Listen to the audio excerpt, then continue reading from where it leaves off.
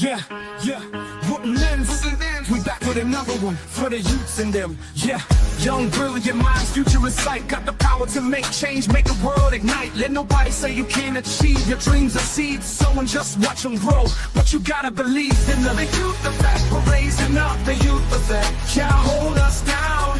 The youth effect, we breaking ground. The youth effect, they gonna hear us roar. Educate, we get the key, unlock the potential. A lesson every day, knowledge essential. Standing tall, walking proud, let your voice be heard. Unite together as one, spread the love with every word. The youth effect, we're raising up. The youth effect, can't hold us down. The youth effect, we breaking ground. Yeah, yeah, wouldn't ends. We back with another one for the youths in them. Yeah, young, brilliant minds, future in sight. Got the power to make change, make the world ignite. Let nobody say you can't achieve. Your dreams are seeds, someone just watch them grow. But you gotta believe in them. The youth effect, we're raising up. The youth effect, can't hold us down. The youth effect, we breaking ground. The youth effect, they gonna hear us roar. Educate, we get the key, unlock the potential. A lesson every day, knowledge essential. Standing tall, walking proud, let your voice be heard. Unite together as one, spread the love with every word. The youth effect, we're raising up. The youth effect, can't hold us down. The youth effect, we breaking ground. The youth effect, they gonna hear us roar. Educate, we get the key, unlock the potential. A lesson every day, knowledge essential. Standing tall, walking proud, let your voice be heard. Unite together as one, spread the love with every word. The youth effect, we're raising up. The youth effect, can't hold us down. The youth effect, we breaking ground. The youth effect, they gonna hear us roar. Create, initiate, push through, no limits. Go ahead and live it up. Respect, positivity, you on your way. Break down walls, build bridges. The Monday, and thank you so much for joining me. I'm your host, Kathy Robinson Sian, on the Youth Effect. Wherever you are watching us tonight, let me say thank you so much for joining us. And you may be looking at us on SBE Radio Canada, TDN Network 1 on YouTube. You could also be looking at us on TDN ENT, on IG. You could be looking at my live at Kathy Robinson Peter. You could be also watching us on tdntv.net. You could be listening to us on tdnradio.net. And so I want to thank you again for the honor of your time, spending that time with us. Thank you so, so much. We greatly appreciate you coming back and visiting with us and listening to the sharings that we have so that we can all become a better society for our young people. We say they are the future, but they're really the present, because without them being good, stable, resilient beings and being the maximum potential that they can be, what kind of present will we have? What kind of present and future will they have? Excuse me. So, as you know, the Youth Effect serves as a conduit for these young people's voices and expressions to bridge the gap between our generations, to make this a more social, a more harmonious society for all of us. Today, we have a little bit of excitement for you. We're going to have a two-part program. On our first part of the program, we'll be speaking about morning magic, how we can create routines that sets our family up for success. On the second part, we'll have a guest, a special guest, who will be addressing parental expectations on children. And when we come to that second part, we will give you the topic in full. Okay, but just keep that in mind. So to keep our minds focused on this, we're going to be talking right now. You have moi alone, solo, talking to you on Morning Magic, crafting a morning routine that sets your family up for success. And a lot of this comes with my experience as well. So I'll start with a little story. Yeah, there we go again. I have to put another 25 cents in the jar. So the story goes like this. I was at work one morning. By 7 o'clock, I would be at work in the morning. And I got this call from my daughter, and she was having a meltdown. And The purpose of that meltdown is something someone said to her in the early mornings, because when I leave, they're still sleeping. Oh, she was just melted down. And I had to stop for a minute and think of what I need to do to help change that dynamic in the morning. Because when your child, or you, let us not even go back to a child, because sometimes we as adults, we cannot relate to our children because we believe, oh, they're children and the only thing that they have to do is to get up, brush your teeth, look pretty, go to school, do what they have to do because they have bed, they have a shelter, and they have everything that they need for them to be successful. But it doesn't work that way, okay? Because I know for me, there are certain things in my morning routine that would just mess up my day. Loud noise in the morning would aggravate me. Still does. But now as I'm older, I've learned tools, strategic tools in how to manage this level of frustration. And one of the things is mindfulness, my daily practice of mindfulness. And you get your tools, your coping skills that help you to get through this, because we cannot be growing older and not learning how to manage things, our pet peeves, right? So that is one of the things I learned that really struck out to me. And then after that, your day is just done. My day should just be done. Yeah, waking out with loud noises in the morning, or having somebody come and just wake me out of bed and frighten me. No, I have to stay in for a minute, savor the noises of the morning, the songs. I like to hear noises, the songs of the morning, my own breath, calm myself down and get ready for my day. Whatever that may look for you, that's what it looks like for me. And I know from young people, it is the same thing. We want them to go to school to be successful. And what are some of the routines, you know, that we can help them explore, simple things that they can do to help create morning routines that work for busy parents and for children, whether be small toddlers to bigger ones to the teens. Okay, and we know it has to be age appropriate for all of them. In the little ones, one of the things that has to do is reducing the level of uncertainty. Let them know what is coming.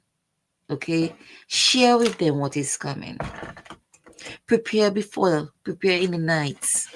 So you prepare in the nights, you share, you ask them what things they want, if they can help them pack, get them involved. Okay, so first one is involvement. Involvement in prep, because especially the adolescents and the teens can sit down and have a conversation. And sometimes we tell them, go do that. We give them instructions without joining them in it. It also comes for us, my favorite word is intentionality. So all that falls in line with intentional parenting. What are we doing tomorrow? What do you expect tomorrow? So you can set goals. So you can do goal setting. So the first one would be involvement in preparation for the next day. Lay out their clothes. Teach them how to prepare their snack in the night. Because sometimes, in the morning you're rushing what clothes they're going to wear. Sometimes we prepare it on a Sunday. When I went to school, we had to iron all our school clothes for the week on a Sunday night.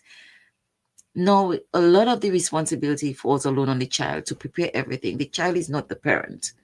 We are the parents. So that falls on us. And that taking up that burden on the child is allowing them to be children still. Sometimes we want our children to grow up too fast. Yes, we want to teach them responsibility, but there is a thin line between responsibility, learning responsibility, and giving them the parent role. They're not parents yet.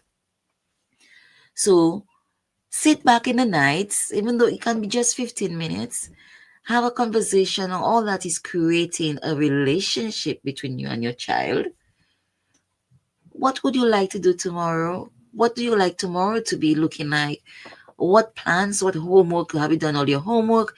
Even though you were not there to help them with the homework, have a conversation about it. Show interest. At that point in time, you do not have your phone, no devices. It's one on one. We're having a one on one, a genuine conversation to show that we're interested. One of the things you have to say, you listen to understand, okay? Which means you don't prepare your answer while the child is speaking. You're going to miss out very, very important things. And don't believe we know all the answers. We do not have all the answers. Listen to them. Sometimes they have some really genuine responses to their own questions. Ask them what, why, where, when, how questions so that it triggers their critical thinking and they come up with their solutions on their own.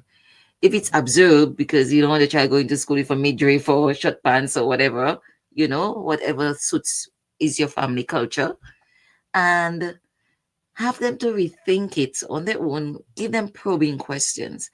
That is in preparing, in discussing goals for the next day. Listen, genuinely listen to understand, not to prepare a response or reaction to what they have to say. Okay. The third thing, why do we want to do all of these things? Because children don't respond well to uncertainty. Prepare a routine. If you have to write down a chart, we wake up at 5 o'clock. Okay, so what do we do then? Help them. What do you do then? What would you like to do then? How long do you think it's going to take you to brush your teeth? How long is it going to get you out of the bed? Do you need one alarm? Do you need two alarms? You discuss with them because everybody is different. One of my children is also like this. She cannot deal with anything in the morning time. I don't think anybody can. One is more absorbed than the other. But the other one, I cannot touch her to wake up. The first one, I must touch her to wake up gently. The other one, you just have to call her name. Because by just a matter of touch, she's going to frighten out of her sleep. And that also will put off your day. So you're not going to set up your child for success if they got upset, if they got frightened out of their bed, if there was argument or noise in the household, if they left the car to go to school and they have to end up slamming the door because there was an argument, there was some level of judgment. Okay, so routines eliminate that level of uncertainty for them. If they know they have structure, okay, they have structure and they have a checklist, they know exactly what is expected of them and what they need to do, even within a time frame. So we're doing this, we're doing that. Remember too, you don't hold your child to a specific time. You can add plus or minus 2 minutes. So you're telling them they need to be ready by 6:15, but you really know it's going to be 6:20. But you have your own clock in your time. So you give that yourself some buffer time in that meantime. Okay? So you know that you're not going to be screaming. You're not going to be, oh, you're not ready yet. You're so long in the bathroom. Establish a routine with time. So you have your morning checklist. Okay, you have your morning checklist. You write down the task, you write down the time frame that they need to keep on to accomplish these tasks. I would suggest their bags packed in the night, regardless of how small they are. They can help pack their bags, help pack their things, lay out their clothes. That can help. You can always tweak it and change it in the morning. Another thing you can do is make mornings fun. One of the things I always remember and I loved, by 6 o'clock, my mother is always singing in the kitchen. And it was always a joyous time. Sometimes all of us join in the singing. So that is always stay part of me. It's like a tradition. We join in the singing, we hear her singing. Not the cut of the pans and forks, but whatever. It was her cooking one of her delicious foods. But that made the mornings something for me to look forward to. She still does it. And prioritize your self-care as well. You want to get up as a parent so you could be mindful, you could be focused, you could also set your goals for the day. Take a few minutes, just 5 minutes. whatever you believe in, whether it's praying or exercising, doing your workout, or whether, yes, you can do a workout in 5 minutes, even though it's stretches. Stretches are good for your body, and that's another thing, another topic in itself. But make sure you take that time to do you, because also when you reflect on your day before you go into that day, you are able to manage everything. You're more, I don't want to use the word in control, but your mindset, you're more poised, you have more calm, you're at a certain level of peace, and you're at a certain level of being resilient to be able to manage the issues of the day. Also to manage the surprising things that your children or child might spring on you or your partner, but then you'll be in a better place to be able to deal with it. Another way you can make the mornings fun is by playing some music, putting on the TV if it's toddlers, there are some nice little children's programs. They play in the morning the music. I used to have a CD also to put in the car in the way to school, bring them to school, and would be singing along with the CD, as well as some fun children's music. You know, one of the things I suggested, like one of those mornings, like on a Friday morning, you can even do a scavenger hunt. They go looking around for little things. You can even write little notes for them. Put a little love note in your bag for your child. So when they get to school, they can see it. It helps. They're going to be grumpy. They are the child, you are the parent. There's no arguing that you need to do. You say what you have to say once, and then you give them the eye for the others. But there is no negotiation and no back and forth. When you go back and forth, you mess up your day, you mess up the child's day, everybody lives grumpy, and it benefits no one. And that is a major, major, major day breaker. It's a non-negotiable. We're not going to do this in the mornings. We're not going to say they want to fix their bed in the mornings. This is a tradition. Put it in the checklist and keep on putting it until they get it done. And sometimes they will not make the bed perfect, and that is okay, people. That is okay. If they just want to take the blanket and throw it over the bed, it's a start. So tomorrow you can come. What about if you tuck in that side of it? And then the next day, tuck in the other side of it. And do things gradually until they get it. But remember, they're never going to do things as perfectly as you. But allow them to do it in their own way. I'm not saying take away excellence, but as long as they do it to the best of their ability. And sometimes they're not putting in their best, but they did it. They did it. And you have to acknowledge that and praise them for that. Okay? Not being any sarcasm, not any sarcastic way, but praise them for the little things that they do. So in the morning is a time of praising them, of encouraging them. It's not about arguing and criticizing them before they leave the house. Because a child who lives with criticism is going to end up having a lot of low self-esteem, being it's not shy, it's just cowardly, internalizing within themselves. And then we say they're shy. A lot of it is not being shy. It's a lot because they're afraid to express themselves, to voice their thoughts, because they have learned that their voice has no value. So if we have a mouthy child, we learn to curtail it and mold it, not break it. We don't want to break our children. Remember last week, one of our quotes was, it's easier to build strong men, children, than to fix broken men. So we are molding them. They're strong-willed, we are molding it, because they also need that to be, to learn their boundaries, to say no. And it's okay to say no. We're not telling them to stop saying no.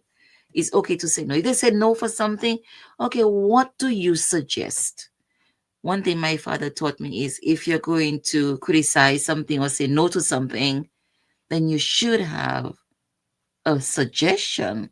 It's not just about cutting down somebody's opinion or what somebody thinks. It's also offering a solution or a different option. So we've spoken about 4 things. We've spoken about prepping the night before. We've spoken about creating a morning checklist. We've spoken about making mornings fun, or whichever way that looks for you. You can even dance, have a 3-minute dance party. Prioritize your self-care in terms of how you prep for the mornings. Okay. And we spoke about um in their night prep, we're speaking also about getting them involved, what they want for their snack. Help them to prepare this, make them help to prepare the snack. Involvement. When someone's involved in anything, they create that buy-in. And then that is a value that you have already, you're being instilled within them. Because when they go out in the workplace later on in life, that is the buy-in they need to have great work ethic. Okay. As well as a good to be, excuse me, to have good integrity as well. How do they do things? So prepare, goal setting. What are your goals for the next day? Okay. And you can have a nice family meeting to discuss it. If you walk in the mornings, okay, if you walk in the mornings, that is also great. All right, great, great, great. That would also help you to get prepared for the mornings. Whatever exercise you do, you can walk at home, you can do chair exercises at home, and you can sit down and you can stretch like this, you can stretch like this, you can put your knees up, put your knees down, bend your back like cat and cow. That's cat and that's cow, when you go up. And take deep breaths. Take deep breaths. Deep in and breathe out. And you can breathe in and breathe out. And these simple exercises will help. Stretch your neck, help you feel that pull here and strengthen yourself up. Strengthen your back for posture. Twist on your chair. You don't even need to get up anywhere. Hold the sides of your chair. Bring up your knees together. Put them down. Bring them up, which is also helping your core and your abdomens. And right away you feel energized. Okay? So, better mornings. Quiet, whatever works for you. You know what, also on my birthday, it became my most favorite one of my most favorite flowers was the gardenia. The gardenia opens up in the nights and it has this beautiful fragrance. And we had a big tree in our yard. And on my birthday every year, guaranteed, I would have gardenias on my pillow the morning I wake, and a pot of pumpkin soup with dumplings and beef for lunch. That was my tradition. That was my birthday. What is your tradition with you and your kids? My morning thing for my children to help them to set their days was bringing breakfast in bed for them. I don't care what you say. You say you're going to spoil the children or whatever. I used to bring breakfast in bed for them. So even though it's cereal, whoever wants a cereal, in the night before, they will let me know what their order was. And in the morning, I would bring it upstairs to them in their beds. And that was my way of saying, I love you, you go out. But also that this is a standard for you, that you are value enough, you are worthy enough to have breakfast in bed every day. It doesn't have to be any quote unquote special day. We don't know when it's our last breath. Every day, every minute should be a special day for you and your child. Okay.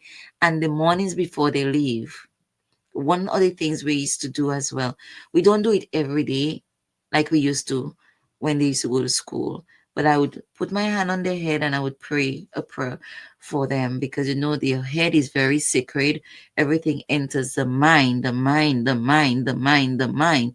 Thoughts turn into actions, and actions become our character. So we have to pray for the minds where the vulnerability is for our kids. And we grew up using red lavender put in the center of the children's heads. But no, I just place my hand on their heads. And sometimes I just know whether the words come out or not, but the intention is there. I just put my hand on their forehead and they close their eyes. We enjoy the quiet, the silence, the exchange, and then they go over the way. Never leave home without me saying, I love you. If my older daughter leave home without I see her in the mornings, I send her a text. Help your child leave home in a good spirit so they will know that there is a level of security. That's all you're establishing for them, a level of security. Okay? So we'll go back to setting up a morning that is a success for you and your kids. And trust me, when you leave your kids in a good mood, you're going to be also in a good mood. That's everything. We have to learn coping skills and where we can just let things go over our head. Another question you can ask yourself, is this going to kill me? No? Then let them talk. Because they have to do it anyway. So what's the arguing? If they're not ready to go in the car by 7:45, you'll drive off and you leave them. Let them figure it out. My wonderful Aunt Avis, that was from her. I know that quote exists elsewhere, but she was the first person I heard it from. And I want to share it with you. Your lack of planning doesn't become my emergency. And as long as they learn that quite early, my daughter now at 21 remembers when I left her at the dance school because she didn't want to behave herself. I left her with the people and I drove off. I left and I drove off. Some people say, that is child. It's not child neglect and it's not child abuse. It's teaching responsibility, accountability, and you're never too young to learn. Okay, you don't want to come? I'm not going to be begging you. You're going to be left behind until you can calm yourself down. You want to scream and have a tantrum? And that's okay. One time, one of them had a tantrum at Whitchurch, threw herself down because she wanted a certain candy or something and she wasn't going to get it. So she threw herself down and well, people can watch and say, oh, that child Malkasi, which is badly behaved. But you know what? I learned to block out the crying. I learned to block out the tantrum. You want to have your tantrum? That's a you problem, not my problem. No child going to embarrass me. So if a lot of us react to our children, react and not respond because we feel they're going to embarrass us, you see if you flip that mindset, how it works in your benefit and for the benefit of the child, where they learn to have their own solutions. I wasn't going to take her on. I wasn't going to give energy to that energy. What did she have to do? She had to stop and follow me around, even though she was crying. But children cry because that's when they push their boundaries, and that's okay. You have to learn to tune it out. And then as they get older, their crying becomes whining or nagging, and I know that can push you to the limit. But you have to find a coping mechanism that doesn't get through that wall in the greater picture of teaching them how to manage their emotions, how to stay within their boundaries, and how to stay aligned, and also how to calm themselves down. And that depends heavily on your morning routines, how your day has started.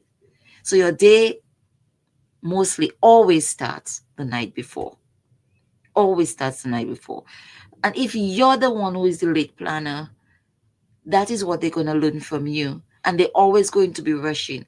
And when we rush, we know the consequences of rushing. We forget things. No matter how well prepared you probably did a report, but you left it on the table and in the morning, you say, I'll pack it in my bag in the morning.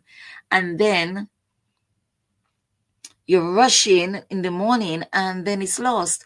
Could you put back up that comment, please, Sam? I missed it.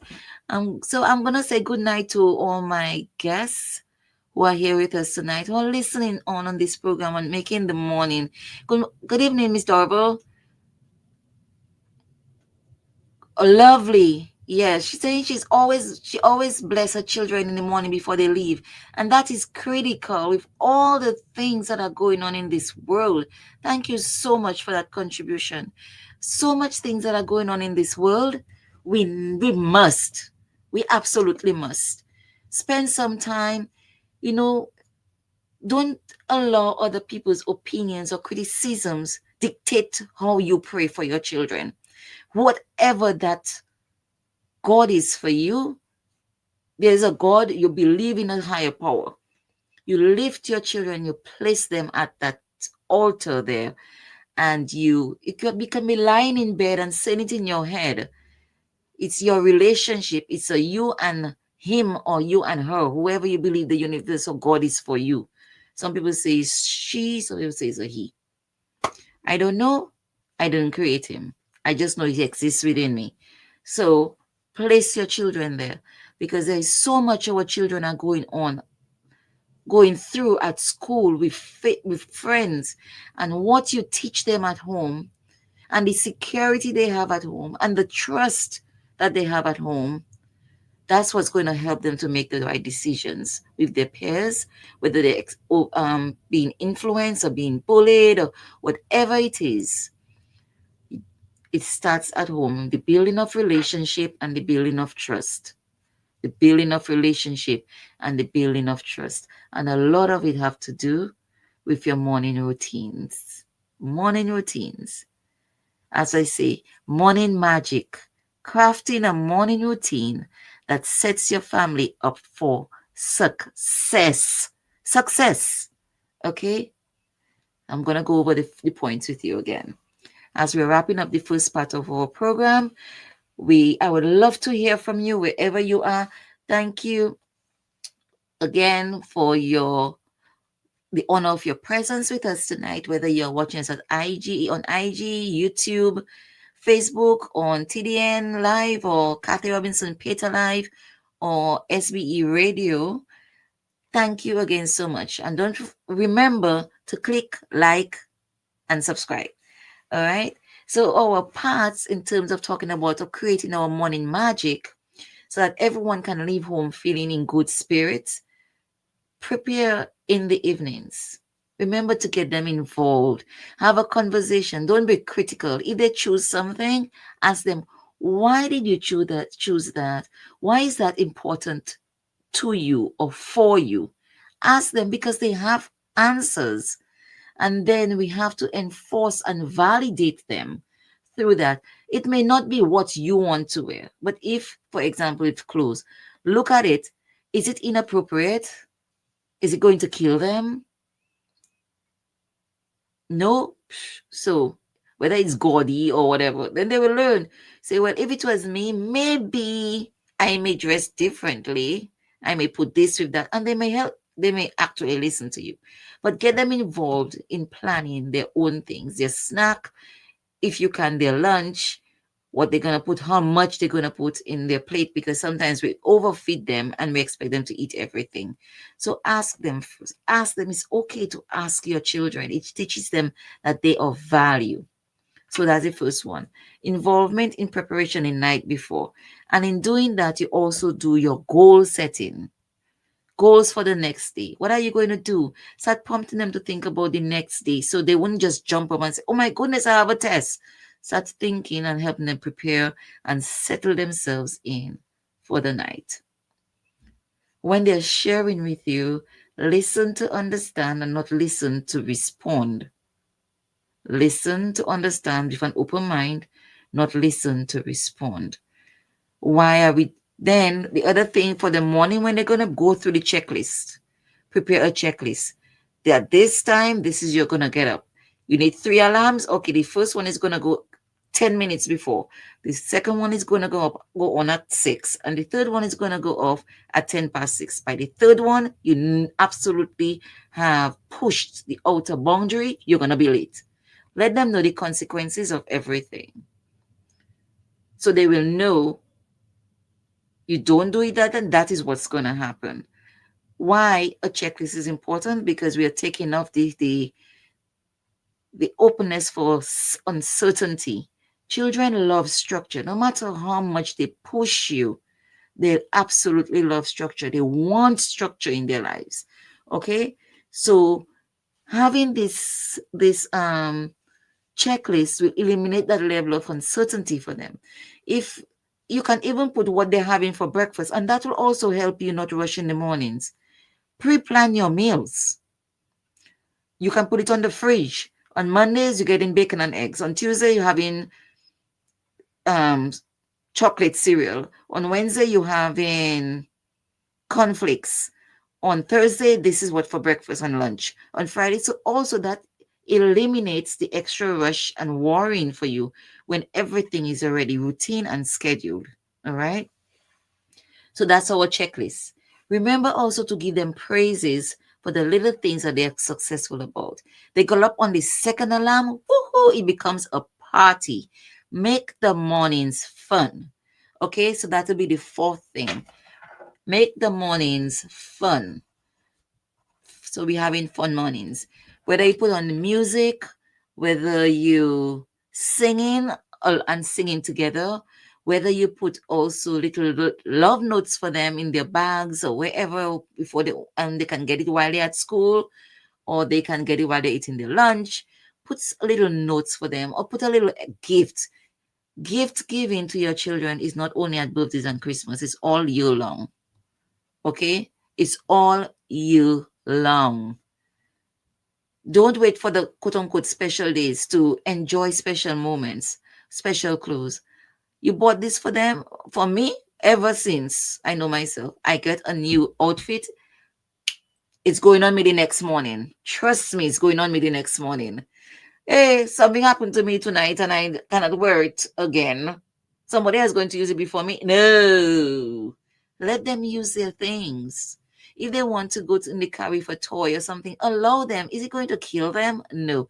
Is it going to soothe them and calm them and get them ready for the day? Yes. Okay, you can go in the car with this. We can travel with this. But when I drop you off at school or when you're going to school, you have to leave it with me or you have to leave it in the car. They're going to say yes. Trust me on that. They are going to say yes. Okay, so make it the mornings fun and develop a tradition of probably leaving notes or stuff like that, singing along while in the shower.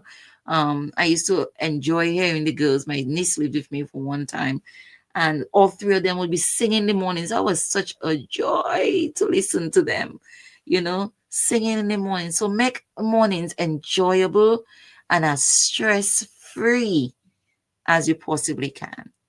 And before they leave, bless your children. Always leave with an I love you or a hug. If you're not a family that is of a hugging family or an I love you family, you can start it simply. You can always start with writing or a little gift, something that they like. All right. I really, really pray for you for this week that you can try stepping out. Or sometimes I sit and say, we say all these nice things, but I give in relatable skills for parents to work through. And this is not only for the kids' voices, is also to help us to parent these young children and these young adults. But how do we do it to be able to go beyond what we ourselves learn? Because as adults, we tend to be judgmental of other parents and think that parent is doing this, that parent is doing that. I have a joke. When we lived in St. Lucia, yes, I lived in St. Lucia, our first dog took him to the groomers. And it was in a really busy place. And I had the two girls and I had the dog. And for some reason, I wasn't packed closely or I didn't have the car. I cannot remember what it was, but we were walking. And I had 4 bags because I have 2 baby bags, a dog, and my computer, and my work bag. And the dog finally is in the middle of the busy road. He has to let go and loose. And I let go of the children's hand and I'm running after the dog. Last week I was thinking about that. I'm like, oh my gosh. People must be saying, what kind of parent is that? But it was just instinct. Why am I saying that? A lot of us work on instinct. As a child says something, we snap back. Don't take a pause. Leave the gap everything doesn't deserve an answer. And you see how fast it's a bit of training, but it will stop. Okay, so in the light of this, make our mornings stress free for our children. Okay, so first we're waking up early, prepare. So train yourself to not respond. Train yourself to give them options, to give them the level of authority to make the right decisions for themselves. They can never be too young to start. I hope these 8 pointers was good for you and will help you. You can at least take one, choose one of them. And also I remember our email is the youth effect 767 at gmail.com. You can post you can send to me things that you do that can help your day be successful, or let your children's day be more successful, where you set them up for success. I want to thank you so much again for listening to us at the Youth Effect. This was our first part of tonight's program, where we speak on morning magic, crafting a morning routine that sets your family up for success. We're going to go to a short break, and when we come back, we're going to come back with our guests speaking on parental expectations for children. Stay tuned. Tell your friends in the break, and stay right back. We'll see you right back. We'll be right back. Thank you. Presented by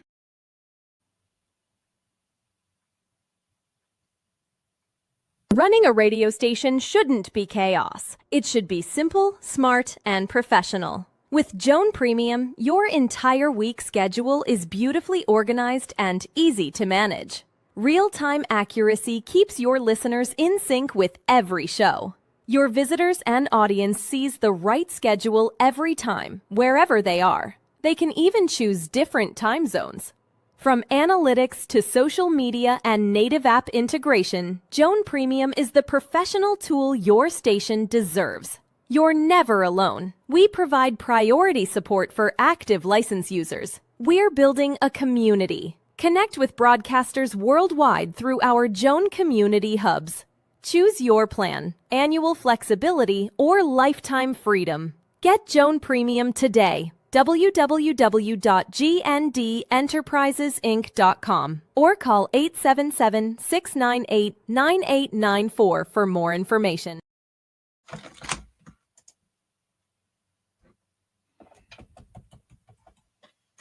Ash?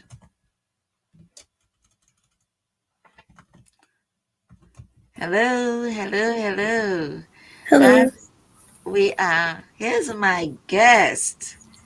Do you remember this beautiful bean? Yes, she is my daughter. How are you tonight, my dear child? I'm doing all right. Doing good. All right. What does all right mean? Um, Tell us what all right means. I'm doing well. A bit tired from the day, but I'm okay. Good stuff. And thank you so much for being with us on the second part of our show tonight. And we're speaking about raising expectations, unpacking the weight of parental expectations. It's a thought-provoking topic because one of the things is we know as parents sometimes we lay unrealistic expectations on our children, and that affects their mental health and self-esteem. Some of us live our life through our children, things that we couldn't do, the opportunities that we couldn't get, and we're living it through our children. So we place unnecessary burdens on them. We're extremely strict, have them with bridles on, like the horses. We say you need to stay focused. And we want to also look at what's the difference between healthy ambition and unhealthy pressure, and how parents can identify and work through their own biases and expectations. How do we strategize of fostering a growth mindset and promote self-directed goal setting in y'all as children or young adults, and the importance of unconditional love and acceptance in parenting. How do we have open and honest conversations with our children about expectations and goals? I know this was a mouthful, but what do you gather from that conversation? Um,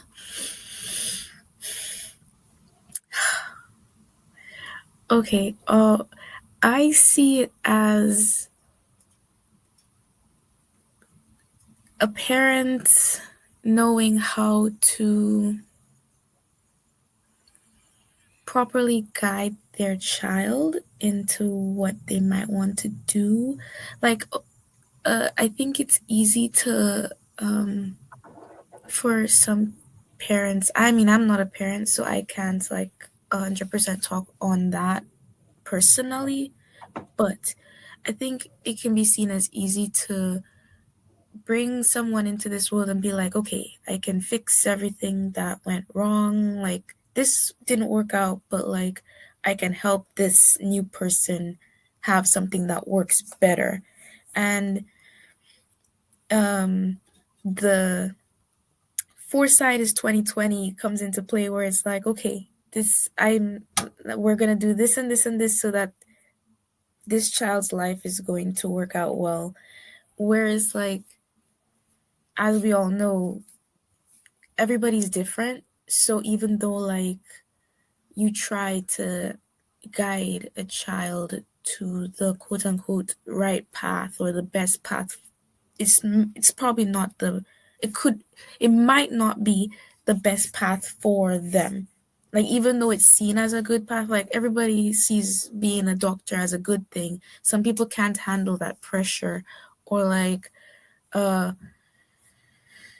like yeah, things like that. Like, some people won't be able to do the same things, so it really just depends on the kind of person. And I think it's important for a parent to take time to see what kind of person their child is, even like from small, like by the time a baby is like going into preschool, kindergarten, you know the basics of their personality and what kind of person they're going to turn into. And obviously it's going to change over time because everybody changes, but like, you know the basis of their personality. You know that child doesn't like to be in that setting. Like, that child cannot sit still. That child needs some kind of activity. And then from there, you could be like, let me put them into a sport. Let me see what they like. If they don't like that sport, then okay. Some kids, they like to sit down and be by themselves. Let me put them into, let me see how they do with like an art. Let me see how they do in like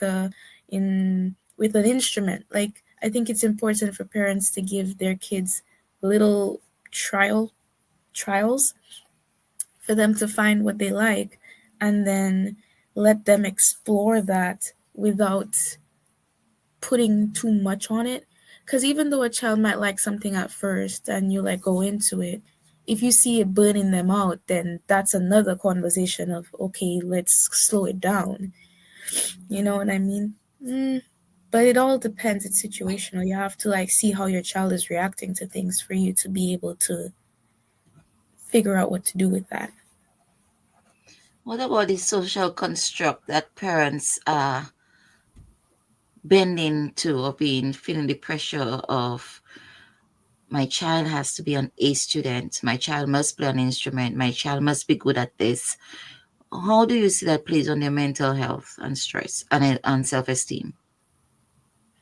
How that plays on the parents. On the child. So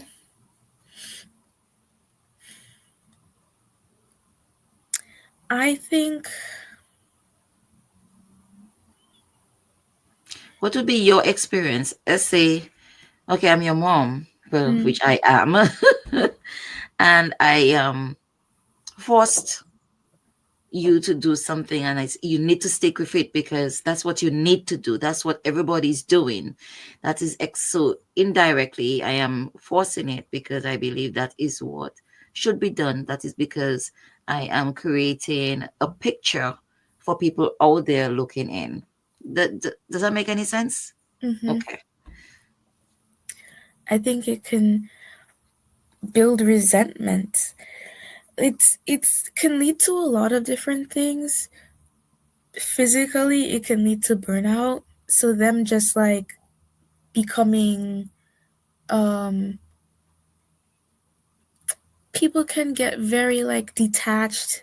It can detach them from their social life. It can like it can make them moody. It can make them angry, like resentful towards their parents. And then like if a child starts becoming exhibiting negative behavior towards something that they've been doing, and they've expressed that, hopefully they would express that like verbally. But if they're also showing these signs, not expressing it verbally, but you can like see like those are happening, I would like to think that the parent would take the time to uh reflect on that and be like, why am I getting so much pushback on something like this? Why is this happening? And have that discussion with the child. And like it's very I think if you open up the way for discussion, it makes things easier for everybody. Like offer that firsthand, be like, hey, why are we so against this? And then they can take the opportunity to be like, well, I don't like it because it takes up time, or like I don't like having to do this all the time, it's tiring. Or you never know what it could be. Like if it's a sport, they could be like, I'm just so my body hurts, like I can't do it so often anymore, I don't like the pain, or something like that. Like if you open up that avenue for them to be honest with how they're feeling about it, you could find a solution together. I know some people have their kid in like 3-4 things, and it's like that's a packed schedule. And while it's good for kids to have a set schedule, it's also good for rest time. Like having nothing to do. Because I don't know where I heard it. I can't remember where. But I think it's important for kids. Apparently, it's important for kids to have quote unquote no time, so that they can have playtime, for them to have imagination time. Like for them to like, boredom is important. Oh, that's it. Boredom is important so that they can hone their imagination. Because like when you have nothing to do, you have no choice but to think of something to do. Yeah. But then that's a whole separate conversation about whether parents should give their kids screen time or not. So It is, well, I don't believe in coincidence, but it is very interesting that you brought up that quote, because I'm reading this book by Brianna West, which speaks to 101 things, essays that can help you to change your mindset, okay, change the way you think. And one of the things that came up with regards, well, a lot of it, part of it is geared toward 20 somethings, but we are always growing. And sometimes we haven't overcome our trauma from past and everything else. But that quote came up about not exactly the way you phrased it, but how important boredom is, because everything exists in this world in duality, right? Yin yang, black, white. And if we don't have the pain, we will not be able to appreciate quiet and peace and everything else. So everything serves as a lesson for us, you know. So in terms of boredom, you jolt them. Okay, so would you like to do? What are your interests? What do you have? Something like that.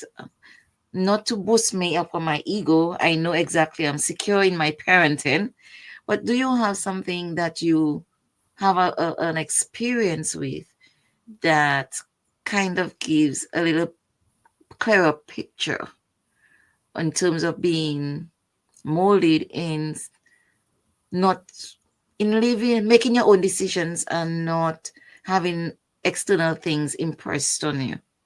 Or do you, that's one. Or could you, if you kind of think about that, is that question clear? The first one? Do you have an experience that you can share where expectations were or were not impressed on you?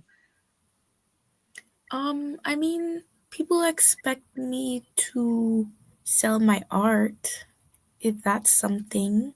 Mm-hmm. And I have been very adamant about not wanting to. So that might be something. I've expressed my want to keep my art as a hobby rather than a side hustle out of fear of not liking it anymore. Um, and I have been very 10 toes down on that boundary. I Yeah, I fell to the pressure a couple times, tried it out, but didn't really like it. So And the important thing is that you went out there and you tried it. And it affirmed for you that it didn't. Did anybody listen to you, or do you still feel pressurized to do that? Or not pressured? anymore. Okay. All right. Okay. That's really, really great. Um, what do you feel between healthy ambition in a parent and unhealthy pressure? Because, for example, for example, in the United States, there's so much opportunity for doing things, for education, for doing so many things. And it can be easy to sleep as a parent, which I know I have done a lot of times, to force you all to do things. Would you expect that it could be that is healthy ambition, or is it negativity or unhealthy pressure? I think it's it. I And think people it out there who are out there, I am not coercing her to give any answers. I am quite open to my children's voice in their own experiences and their own opinions, and I'm open to it. I don't consider it criticism, but the expression of their own self. So she's not afraid to say anything that is going to come from her. And I'm not going to criticize her for it either. Go ahead. I think this is why it's important for you to know your child, and then based on that, it depends on what you do. Like depending on what you do, can cause too much pressure. So like, why I say that is because, uh, let's say, okay, there is a. Let me use a TikTok I saw as an example. I saw a TikTok where there was this toddler still in diapers, very tiny baby, holding a bat, and the dad was like teaching the baby how to bat like a baseball bat.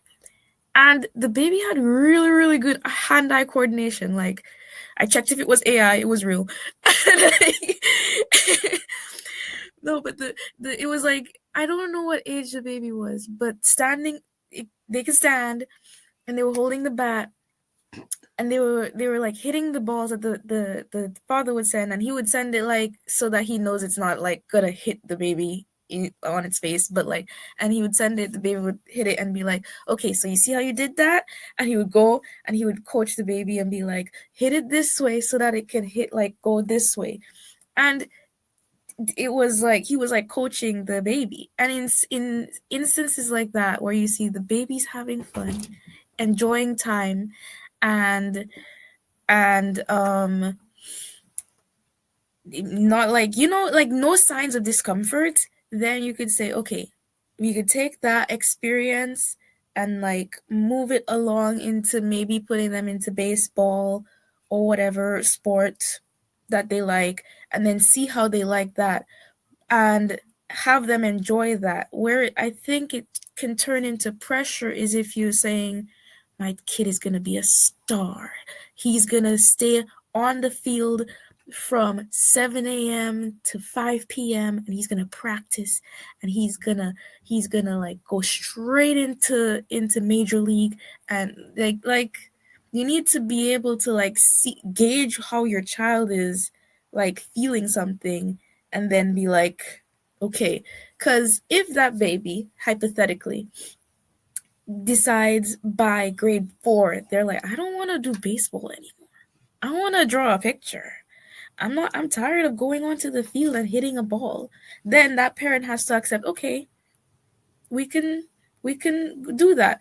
And like that's just that. I feel like some parents would be like, no, you've been doing baseball for so long. You're going to stick to baseball and you're going to get your scholarship and you're going to go on. But like if a child starts showing like they want to explore something different, something new, then you have to give them that freedom to explore what they want to explore. So I think it really depends on how somebody gauges their child, where the pressure comes in, because there's also people who even though they don't explicitly say anything quote unquote with pressure, it's like the undertones of things. Like, oh, you love this, don't you? Yeah. I spent so Is, much money on you already. is Yeah. that gaslighting and making the person feel guilty? I think so. Okay. Well, I don't think that's gaslighting. Gaslighting would be like when um if the child says like, you're always saying this to me, like you're always like pushing me, and the parent's like, I'm not pushing you. I never pushed you. Technically, I never said that you have to. But like the child can pick up on the undertones that they don't really have a choice but to continue, you know? Okay. I think that's what the gaslighting would be. What, But what do you believe it does for the child's mental health? oh, it can What send have them you seen on TikTok and what is trending with regards to those things? trending. I'm not sure, but like in terms of what I've seen on TikTok, it's like it can turn into, what do they call that again? Oh my gosh. Oh my gosh. I forget the exact way that people phrase it, but it's a form of burnout where like people are like really on top of their clubs and on top of their sports in like elementary and high school, and then they go into college and they just feel a sense of like complete burnout, like they're like really struggling to get through with a new like the new Routine, structure? routine of how college is set up. And Mhm. because they have a little bit more freedom, they just feel no motivation to like keep going. Because in high school it's kind of like you're in class and you go straight into your clubs, and then you go home and then you do your homework and then you get back into it. It's like the only like breaks you get are your holidays, like Christmas and summer, Easter. Mhm. But in college, it's like you can choose your classes, you can get your breaks between like during the week, you can get days off depending on how you mix up your classes and stuff. So I think like the allowance of that rest time makes people realize, oh, I've just been going, I've just been on it and on it and on it. And then that makes it worse depending on how much your clubs take from your time. Like if you have 3 clubs going to, like you're back to back, you're in school until like 6 o'clock every day, and then you go home and you do homework. Like it makes people, and burnout isn't fun either. It's like you're just tired all the time and you don't have the energy to do anything, and you want to get up and you don't even have the energy to like do things you like. You just want to lay down and like sleep, and then you feel bad for sleeping like at all, like for that long. So it's not like people enjoy the like downtime. It just feels like you're using your time wrong. So there's a sense of guilt that people feel with burnout too, I think, Okay. because they feel like they're using their time wrong, but they're just tired. Yeah. And that's an interesting point that you brought up, because a lot of us when parents don't think our children can be tired or burn out. I can use the term burnout. I can use the term burnout because I'm an adult. What is it that you're talking to me about? I can't hear you. I can't hear you. Okay. I'm sorry. Can you hear me? Yeah. Yeah. It's like what does a child know or understand about burnout? And then we treat that child with that level of energy and children can pick up on it, but what are some of the things that some children can go through that we as parents and adults don't recognize it when we are putting a lot of pressure um onto our children in terms of expectations coming from our own inner biases and expectations? Could you repeat that again, please? What are some of the things, okay, I'll rephrase. What are some of the things other than burnout children can go through when they're living through our own biases that we exert onto them? Um, like I had mentioned before, I think what was the word I used? Uh, in what context?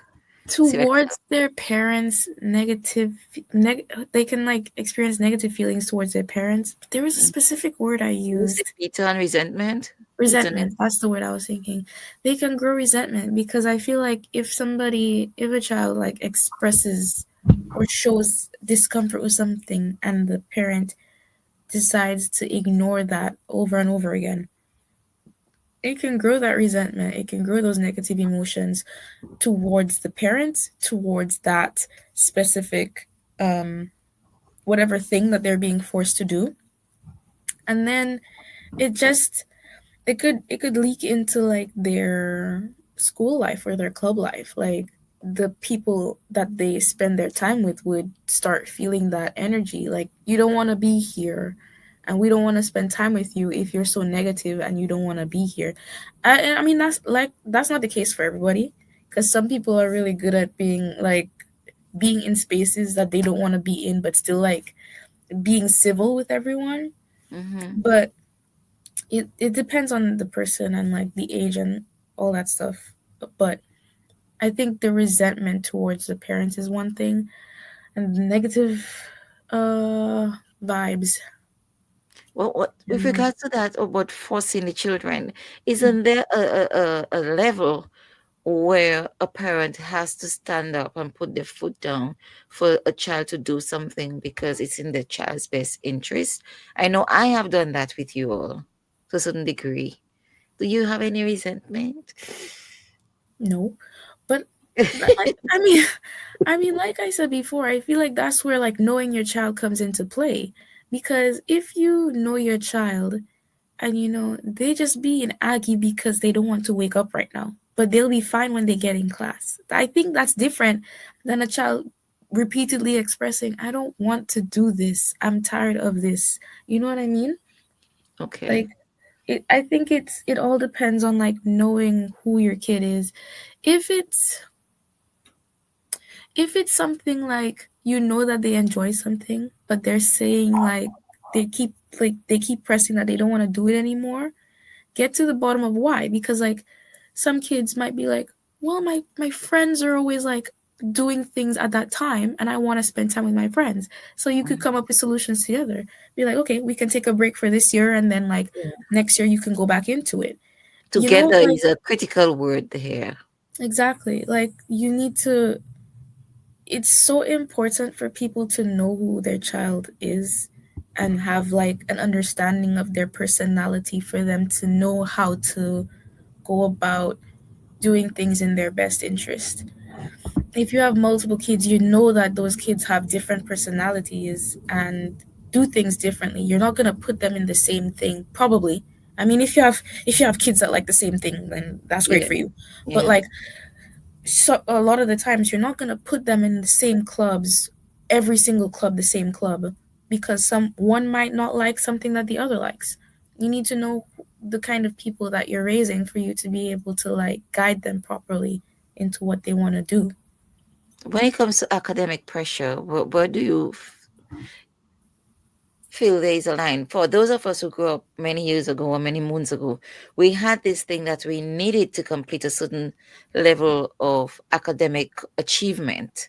Mm. Otherwise, we're going to feel shamed into not meeting our potential. So we had to do this, we had to become this, we had to do this within a set time frame. Does that still play in, for example, the generation that you are in? I think a lot of people now aren't necessarily pressured by wanting to have like the I think the needing to have degrees is more now because of the way that society is compared to like the way that we view achievements. Okay.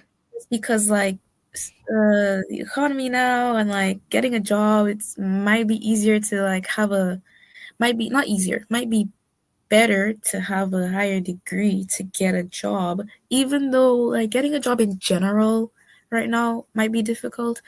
But I don't think the pressure necessarily from the achievement standpoint, but it also depends on where you come from, because I know in uh Caribbean households or Asian households it might be seen as uh still seen as something that you need to do.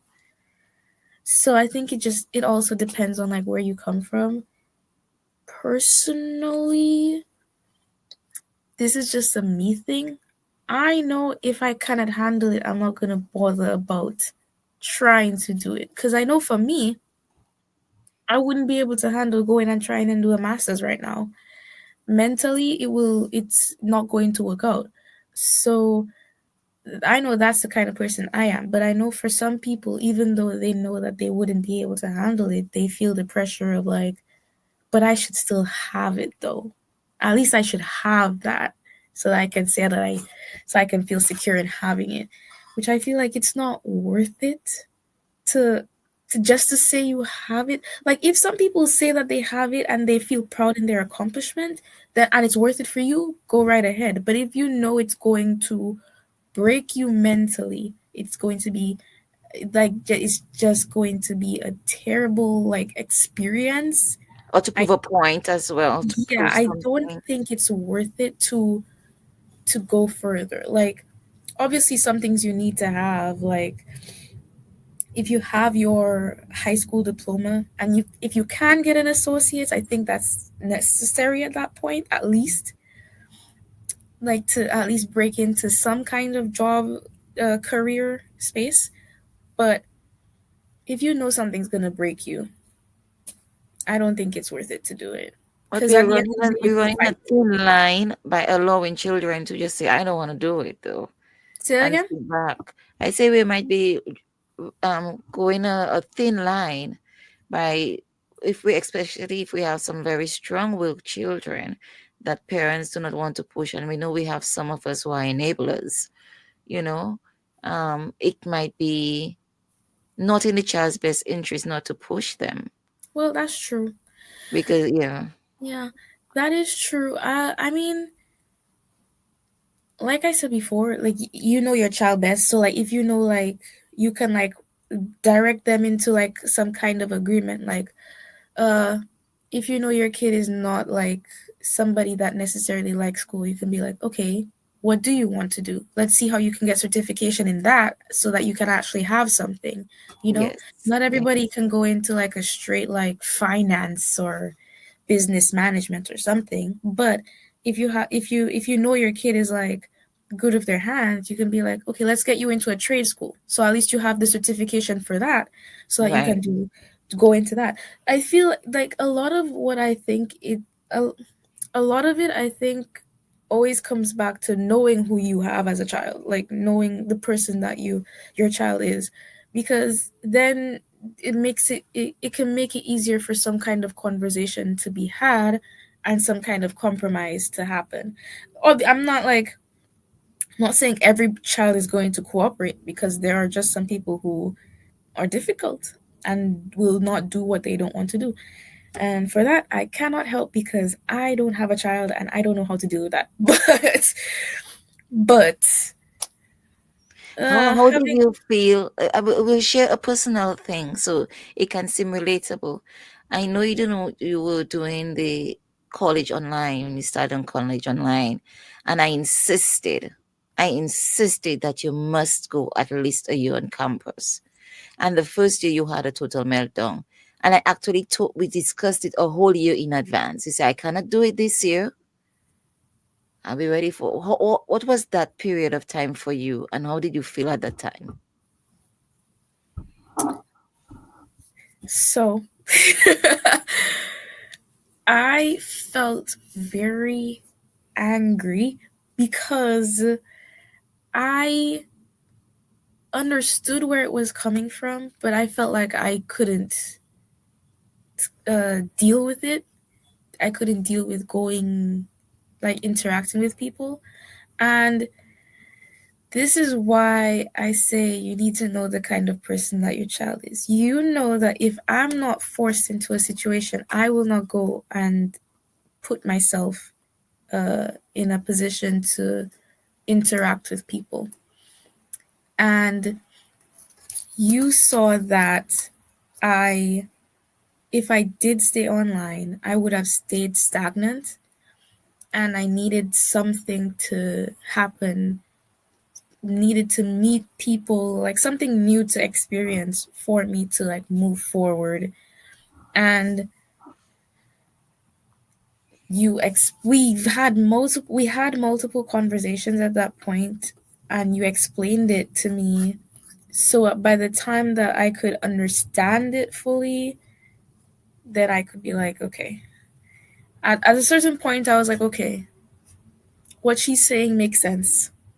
What we're discussing, I know I need it to do it. I know it needs to happen. But there was still that level of anger. But I just can't get myself to, like, I'm understanding now, but I can't get myself to go through with it. So when I did go in person, I was still like feeling the anger about it because I didn't want to be there, but I knew I had to be there for my own benefit. And not everybody's gonna be like me and accepting, like, I know this is the right thing. Right. Some people will just be mad and it'll stay like that. But I think an important part of why I was able to get through it was because after my anger, I was able to just be like, well, I'm here now. I might as well do what I have to do now that I'm here. No sense in being angry about it. And so you reach a place of acceptance, Mhm. And look at the benefits and the pros and the cons within yourself. Okay. All right. Thanks for letting me know. I know you are angry. And you're not a person that normally get angry to the point of lashing out. And as you said about knowing your child, I knew you're angry because you lashed out many times and you raised your voice, which is not you. And it's just about giving you your time. And as Ashlyn keeps on saying, you know your child, we had to have a conversation. We had that conversation from the start about you going to college. But the time when it came for you to go, you said, Mommy, I am not ready. Give me one more year. And I just said, okay, you have one more year, but then you are going after that year, So yeah, and then there are some things I try to force you to do. And you said, Mommy, I just, like the master's thing, Mommy, I just cannot do it. I can do something else, but I just cannot. And then it's about also stepping back and letting go and accepting that you're a young adult and that you believe. I always say that we have to live in the moment, even though we're 20. When I mean live in the moment, we only have the now and the present. And you live your life now because now is the only moment that you have. And a lot of us, we tend to tell our children, oh, you have all your life ahead of you. No, tomorrow they can wake up, they cannot wake up. So whatever your child is doing now, they need to be able to have some form of enjoyment of it. What do you think? Yeah, and I also, to add on to that, the comment, you have your whole life, it's like, yes, but now is the building blocks. Like, your life is built upon, like, skills and memories that you've honed. And if you have nothing that you like, or like nothing that you find that you can build on, then what are you, a husk of a person at 30? Like, you need to have something that you can build on as a person, for you to be a person, for you to experience that life that's ahead of you. You know, like, people who are just like passing day by day, and they don't know, they don't have anything that they can talk about, they don't have anything that they can say that they enjoy doing, they're just going to work and then going home and then eating and then sleeping. That's not a life. And then like and then you end up with people like, we're just passing time, you know. That's not, you know, you have to be able to experience things for you to know what you like, and then like, and then and be able to enjoy your time. And you mentioned about just passing time, and I remember that quote from Khalil Gibran and Friends, which says that your friend should be that person where you have time to live, not time to kill. And that is such a powerful phrase, time to live and not time to kill. You don't go by your friend to time to kill time. You go to share memories, create memories, and things like that. That As we depends for come, me. sorry, I feel like that depends for me. okay, You tell know, me. it's like, Uh-huh. because I don't know, in the Caribbean, don't they just go on a lime just because they want to go on a lime? Like, aren't they quote unquote killing time? But But like, they're enjoying their time together. They're living together. yeah, Isn't that so? I guess. Yeah, it's not about just going to somebody to kill your boredom. You're going as, yes, that may be part of the goal, but it's because you enjoy that person's company. Oh, yeah, I see what you're I saying would now. hope so, Yeah, you know, because you enjoy that person's company and there's a reciprocity in the relationship. We know that any kind of friendship or relationship that has any form of toxicity, you shouldn't be in it. So hopefully you share your time with people you have common interests in, and that you really enjoy. They say good food, good wine, and good company. Yeah. So that is, you are living, you're sharing an experience. And so you are experiencing life. That's in that context. Now, as we yeah. are coming down to 3 minutes to our end of our program, in summary, how you would summarize laying our as parents to lay our expectations down on our kids?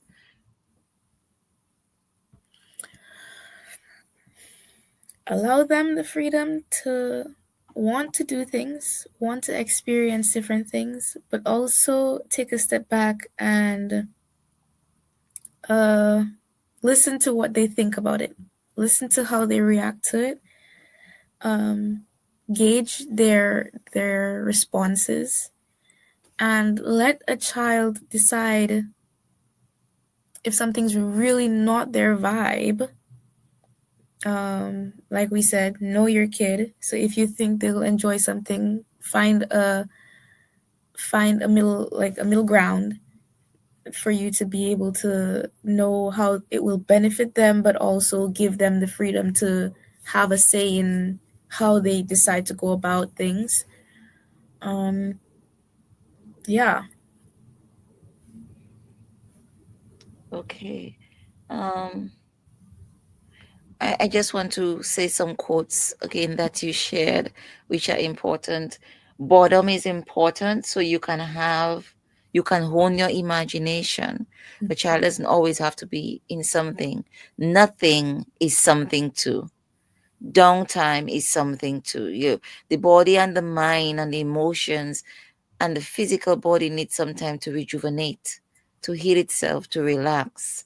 um, as well, you spoke about understanding and observing a child's gifts and talents and honing that and guiding that, and even the strong willedness of a child can be molded. So observe what your child's skills are and help direct them in terms of compatible activities, painting, music, whatever is activity or sport. And yes, And then, as you said, know who your child is. You can have 15 children, and all 15 will have different things. Yep. Tell you parenting doesn't come with a manual, and it can be hard.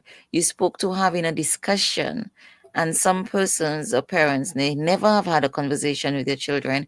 They do not know how. But you suggested you just sit down and listen as a first step. Be open-minded about listening and ask how.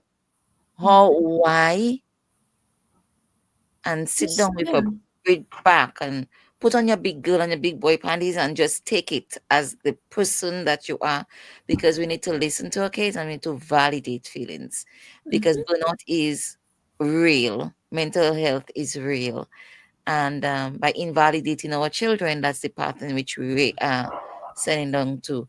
Before we close, I want to share also, in knowing who your kids are,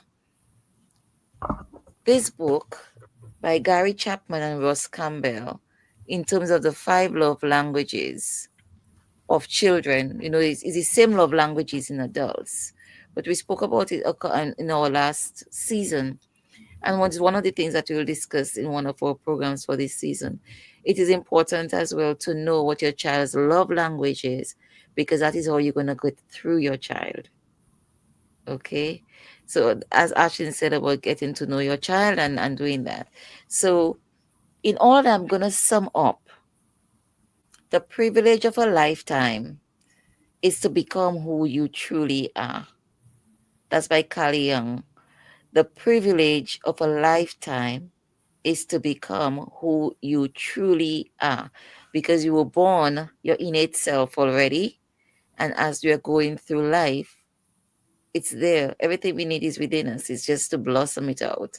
People say they lose themselves. I've lost myself. I have to find myself again. No, just dig deep, because you've always been with you. Okay. And as parents, and in terms of biases and expectations on them, that is what our goal and our aim should be in helping our children to be who they truly are, their authentic selves. Asha, I want to thank you so much for being with us again tonight. You're always one of my favorite guests on the program. You have so much insight and input and wisdom to give to us. Thank you again so much. And it's a pleasure being your mom always. Have a good night. Have a lovely week. And thank you again. Okay. Thank you so much to our viewers for staying with us and for another Monday. Have an awesome week. Remember, these young minds were placed within us or with us. They are not ours. They are not off. They are just of us, but they don't belong to us. That again is a quote from Khalil Gibran on children. They do not belong to us. We have to give them to the world. As he said, they're the arrow from which they are sprung from. Okay, so we are the bow and they are the arrow and we shoot them off. But all of that is how we intentionally parent them to be the young adults and successful beings who they are. So thank you once again. Remember this quote: the privilege of a lifetime is to become who you truly are, by Carl Jung. And that also goes for you. And with that, I'm going to say good night. Remember to, if you're looking at this program after, thank you so much for looking, and tune with us on Monday nights at 8 to 9:30 Eastern time. That is 9 Atlantic time or Dominica time or Caribbean time, and to 10:30 Caribbean time. So it's 8 to 9:30 Eastern time. Thank you once again. Thank you to TDN Network for facilitating us. And remember, send your points, your comments, everything at the Youth Effect 767 at gmail.com. See you next week, Monday, God willing, same place, same time. Have an awesome week and stay blessed, stay focused. Good night.